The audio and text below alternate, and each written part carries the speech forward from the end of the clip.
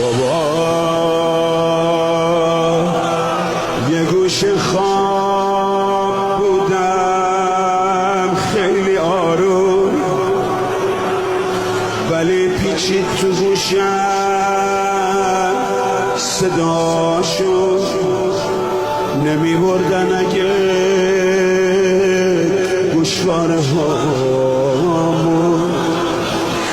خودم می بخشیدم به دختراش. من بچه تو هم نمی بردن خودم بشین دارم. گذشت و گم شدم توی بیابون، بچم گم شد از غافله جامون. یه گوشه خواب بودم خیلی آروم، ولی پیچید تو گوشم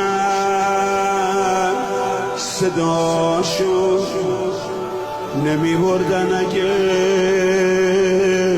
گوشواره هامون خودم می بخشیدم به دختراش. من بچه تو هم نمی بردن خودم بشین دارم. گذشت و گم شدم توی بیابون، بچم گم شد از غافله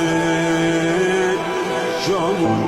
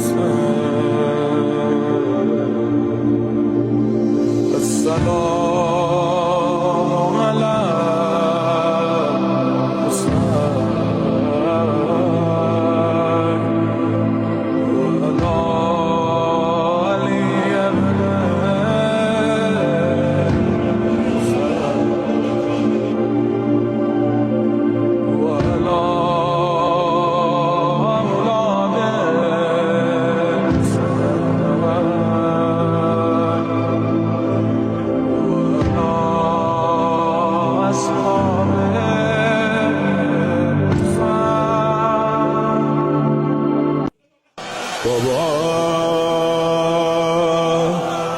یه گوشه خواب بودم خیلی آروم، ولی پیچید تو گوشم صداشو نمی بردن اگه گوشواره هامون خودم